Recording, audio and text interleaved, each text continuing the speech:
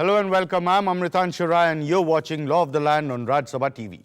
Today we bring to you the Microfinance Institution Bill 2012, which proposes to develop and regulate the microfinance business. To discuss the issue, I have with me Mr. Matthew Titus, Executive Director, Sadhan, and Mr. Ramesh Kumar, CMD, Swarn Pragati Housing Microfinance.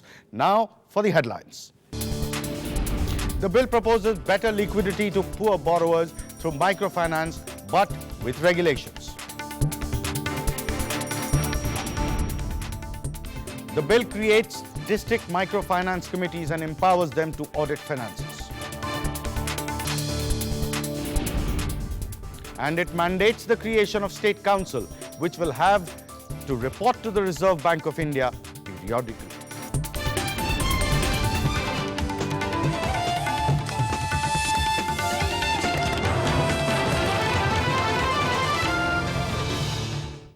The Microfinance Institutions Development and Regulation Bill 2012 seeks to provide a legal framework so that liquidity to the poor borrower is made available without him being exploited by the lending agency. As of now, lending to the most deprived section of society is happening at a very high interest rate and is not regulated.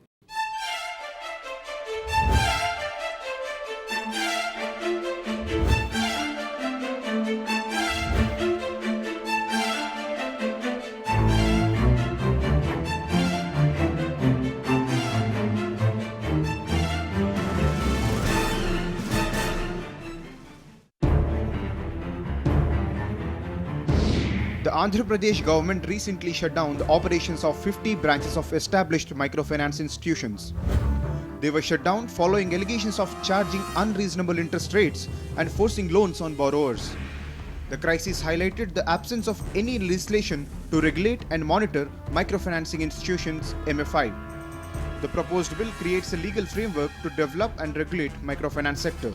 I think the net own funds cap at 5 lakhs is way too low because it is not an effective entry barrier. In Andhra, the issue has been that there were many money lenders who have started posing as microfinance institutions. Okay, so now even these people can still operate in the system. The bill defines microfinance institution (MFI) as an institution registered under Societies Registration Act, Companies Act, or any other organization specified by the Reserve Bank of India. The bill also defines the financial activities of microfinancing company and restricts the lending amount to 5 lakh rupees per individual. For special purposes, microfinance institution (MFI) can extend individual lending to 10 lakh rupees but will have to take approval from Reserve Bank of India. As per the bill, MFI can collect deposits and provide pension or insurance services. The MFI can practice money transfer services to individuals within India subject to prior approval of the Reserve Bank. The bill proposes to set up a Microfinance Development Council to advise the central government in formulating policies for developing microfinance sector. The council may make legislation and suggestion on adopting innovative technology and creation of Credit Information Bureau for creation of database of clients availing microfinancing services. Council will also responsible to monitor the functioning of the grievance redressal mechanisms. The council will be headed by a chairperson and 4 members who have experience in banking and financing sector. I think that the aspect of the quality of the loan which has been provided to the people through the microfinance should have been the part of this bill, because in the previous cases it was found that it was the quality of the loans which were very poor that resulted in the fallouts in the microfinance development in India. So I think that should have been added within that. The microfinance institutions are often accused of charging excessive rates of interest, resorting to unethical ways of recovering loans by using intimidation and abusive language, combining multiple products like savings and insurance. The major problems in the MFI sector came into limelight when the Andhra Pradesh MFI sector witnessed 7,200 rupees crores loss in the MFI sector. The government passed an ordinance to curb these kind of activities. Now the central legislation will definitely kind of oversee the AP's legislation. There, on that front, government is going to face some kind of opposition. Rajkamal Rao, Rajya Sabha TV. The microfinance sector does not have any legal framework for it to operate as of now. My question to you, Mr. Matthew Titus, is, first of all, forcing loans on borrowers, high interest rate. Does this bill address these two issues? The possibility of the microfinance lender at the grassroots not doing these two things. Does it prevent? And I think there are two differences as opposed to the previous bill. The first is that the present bill defines aspects of what constitute even interest rates. And I think it's very rigorous and robust, even as opposed to the previous draft that was there. And it includes all forms of charges that have been arguably not put into what is called the interest rate calculation. So I think it's definitely there. And not only that, you also have two levels of supervision. One is at the level of the district and one is at the level of the state. Both of which should, between themselves, ensure that the quality of supervision and the quality of data that is there should restrict any issue about high interest rates. Do you think it's implementable?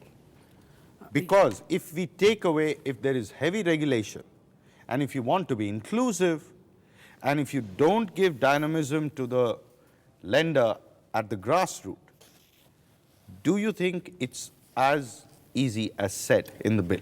Yeah, to answer this, I think we just have to slightly go back to see the origin of the microfinance movement in India. Microfinance has been introduced in India in the probably 2 decades back, starting with the original SHG bank lending program. And along the way, the private sector microfinance institutions joined in. Earlier, it was only the development institutions, NGOs, who were doing the nursing and the nurturing of the entire sector. But along the way, as the size grew, the size of the market grew, a lot of players came in. There were investors who were looking at returns on investment being adequate, commensurate with the risk. Certain distortions emerged, and we have seen all of that. So it is clear that self-regulation is not adequate anymore. Right. So an external regulation is necessary. Now, how intensive would that regulation be is the question. Basically, there are 2 types of regulation. One is the prudential regulation, one is the non-prudential regulation.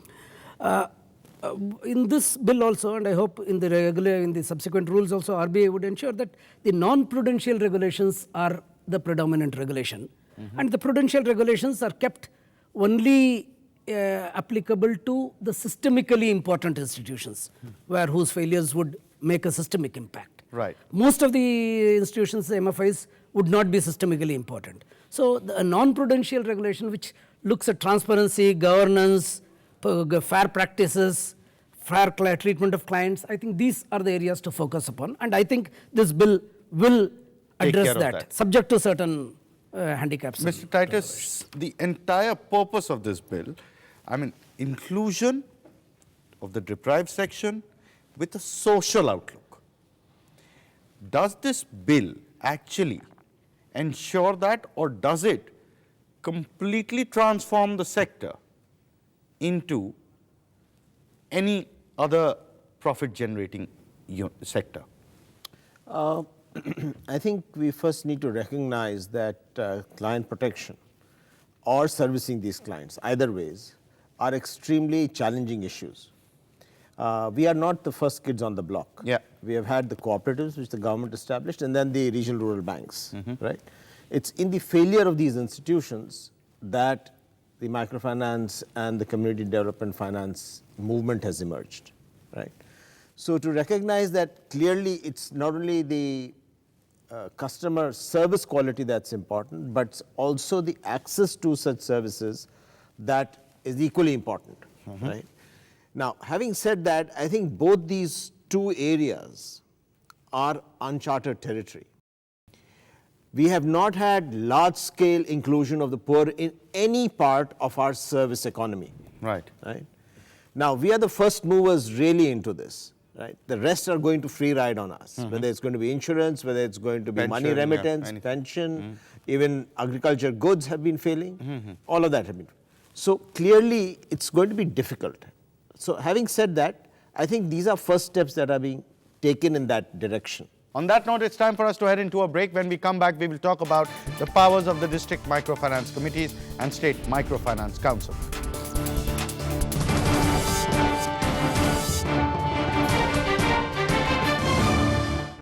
Welcome back. The bill proposes setting up of district microfinance committees and state microfinance council to regulate and develop microfinance business. The district committee will monitor the indebtedness of the institution. The state council will be responsible for reporting periodically to the Reserve Bank of India.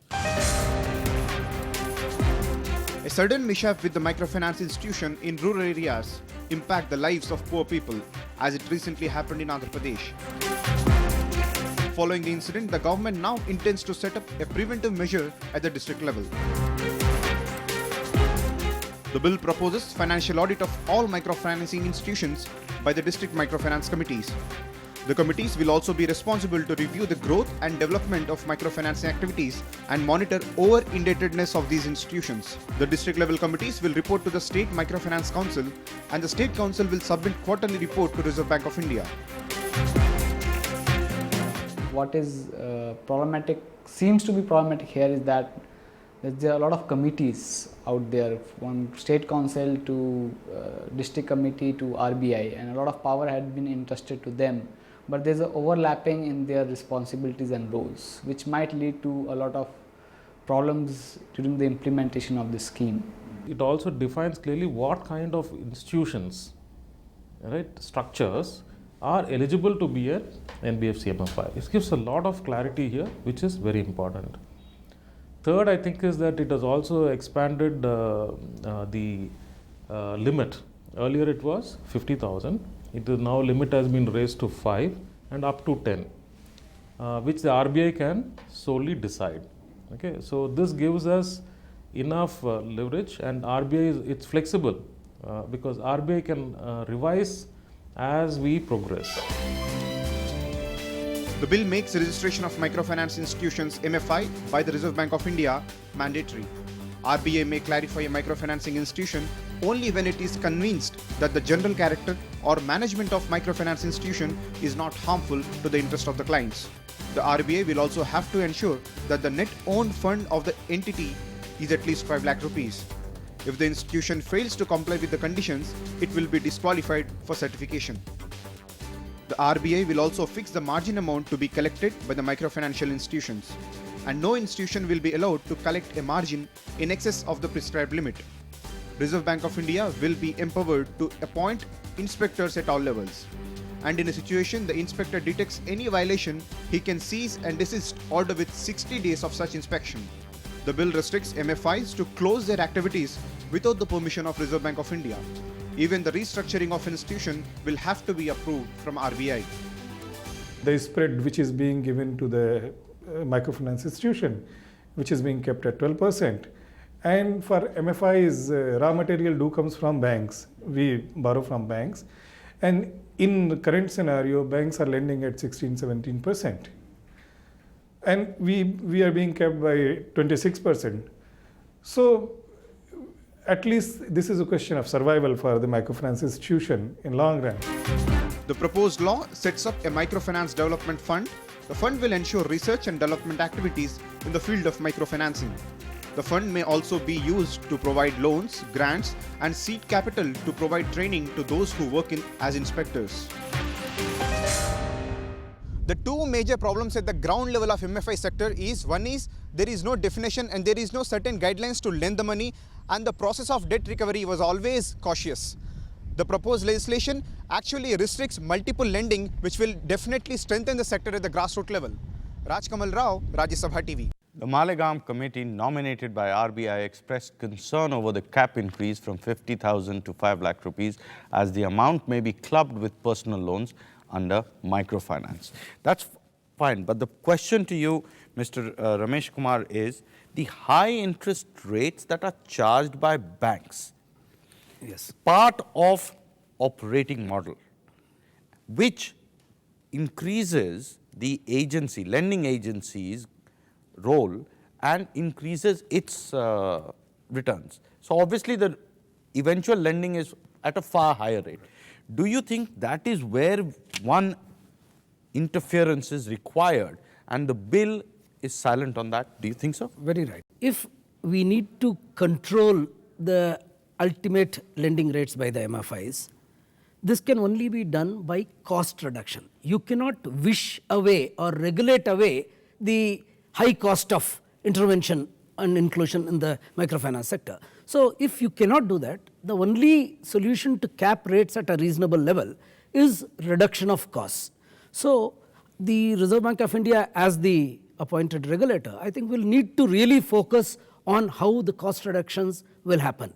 Partly it will be through efficiencies, use of ITs, use of mobile technology, other technologies to reach out to the poor at a lower cost, to the clients at a lower cost. But all the same, it is also necessary that the borrowing costs of the MFIs are also kept reasonably capped, so that controlled, and then only this would really be feasible, while ensuring that the access doesn't get reduced or constricted by this interest rate cap. The sustainability of the MFIs are also ensured. So I think that is necessary. Mr. Titus, you would like to add on that two aspects. High interest rates, the borrower gets higher interest rates because the cost is high of reaching out. Now, these two interventions, if you get it at a low interest rate, obviously the end user benefits. Does the bill anywhere, even if the rules have to allow this or have to talk about this, it has to draw from the bill. Does the bill permit such operational modeling or remodeling, even if the rules are to be published by the RBI? Unlike in any other country, we do not have large-scale donor funds. We do not get large-scale World Bank money. 95% of all the money that comes into microfinance comes from our own commercial markets. It's very different in any other country, where typical multilateral institutions establish large sources of funding. So the pricing of that is much lower. Our pricing is variable and depends on what's happening in Bombay. So the central bank, which is the RBI, has a very important role to play. And I think the RBI has played that role in the past few months and has brought out already many of the rules and the details that will be incorporated almost into the bill. So the pricing structure, the margin, all of that has already been done by the RBI. And I think that they are not only taken those into account, but they're also looking into the future and have built more mechanisms that will enable both the State Council and the District Council to become efficient. I'll come. Role of inspector. That's another empowerment that RBI will be. I mean, the inspector has been empowered to cease and desist, which essentially means there are going to be several microfinance, several inspectors, and all moving in every direction with a territory, and that is where the execution power lies. Do you think the role needs to be revised, revisited, or there needs to be some sort of a monitoring mechanism of the inspector? I think this is a very sensitive point, very critical.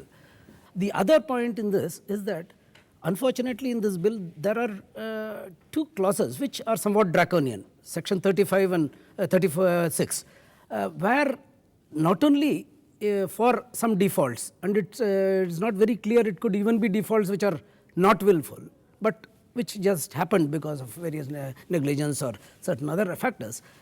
Not only are there other punitive measures, monetary penalties, etc., it talks about imprisonment for 2 years.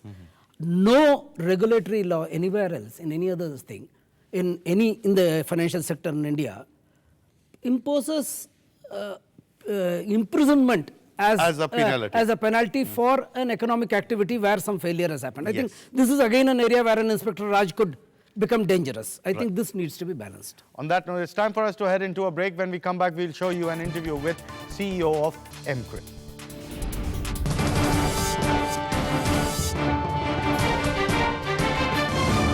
Welcome back. My colleague Raj Kamal Rao spoke to Mr. Alok Mishra, CEO MCRIT, and tried to get his point on the issue and the matter. So what is the existing status of the microfinance sector? Is it financially viable, or after the AP crisis, it has gone down? Post AP crisis, the portfolios have shrunk because 80% of the liabilities of MFIs in India was from bank funding, and banks have still not opened their purse, except one or two, like maybe SIDBI would have lent a few amounts to other things. So portfolio have hugely shrunk. MFIs are finding it tough to operate because most of them have still not gone for layoffs and all that. So the operating cost remains the same. Interest rate cap is already in place. Portfolio is shrinking. That means the operating expense ratio is going higher. So profitability is taking a hit. Alok sir, you have gone through the bill. What are your first impressions on the bill? I find the legislation a bit forward-looking because it doesn't define microfinance, it doesn't limit microfinance to microcredit. It talks about thrift, it talks about insurance, it talks about pension, it talks about remittance services, the whole gamut of financial services. So I find it forward-looking. The bill talks about 3-layer structure, district level, state level and central level. What is your take on the 3-layer structures? So who is going to monitor what? It is going to create a very labyrinthine bureaucratic structure. And we already know that even in banking sector, coming from banking sector, I know that even at now in district level for the mainstream banks, there are so many committees, there's the DLCC, DLRC and all those things. It only adds to a lot of paperwork. There's not much of real work which is going on. The bill sets out a cap between 50,000 and 5 lakh. There has been a lot of chaos on this front. So RBI can actually revise it on time-to-time basis. So what are your first opinions on this thing? I think people are reading too much into it because the bill says very clearly that as the limit specified by Reserve Bank of India from time to time. So the current limit we all know that it is that stands. And because that in case of future growth and future inflation coming down the line, if Reserve Bank wants to hike up the limit or something like that, the legislation should not come as a barrier and they would not have to go again to make changes in the statute per se. This enabling provision has been made and I don't see anything wrong in that. In spite of growth, many of the poor households still do not have access to basic financial services such as savings, credit and remittances, and this bill proposes to ensure they are included. Now, the point that you were making on the weaknesses of the bill. Yes. While the bill is a very essential introduction at this stage, and this act is necessary, regulation is necessary, everyone will benefit from regulation, both the MFIs, the clients, the lending institutions and the society in general. But there are certain areas which have not been addressed, which possibly would need to be looked at. Does RBI have the bandwidth to administer the MFI sector? And if it has to do it through other multiple organizations, does it dilute the quality of the supervision? That is one. The second is that there is a lack of emphasis on another program, a successful program which has been running for the last 2 decades, the SHG bank linkage program, and how that is being administered and how that can be strengthened, and whether the quality of the SHG lending through microfinance lending through the bank programs, how is it being done? It has been left to the banks. Right. And when you say it has been left to the banks, while the policy level they may be very keen and intense, the village branch manager level is where it fails or there are weaknesses found. So there is no monitoring mechanism for this. Maybe the state councils and the district committees would also need to look at this. Maybe that has to be brought within Mr. that. Titus, you would like to add to that? Yeah, And bring out the strengths and the weaknesses? Right. So I think some of the discussion on the supervision has been brought out in the Malegaon committee report. And under that, it's envisaged that it's banks who are lending into particular areas. So it's not only the bank and their office in Bombay which is going to be responsible, but it's bank branches which are lending into, say, Madhya Pradesh or Satara district, who will be held responsible for the quality of the portfolio in that area. And should there be any problems, they will be brought to issue. The second is, there are 4 pillars that are envisaged in the Malegaon committee. So the banks are another one. The other is the role of associations. Most associations are now picking up data which is district-wise.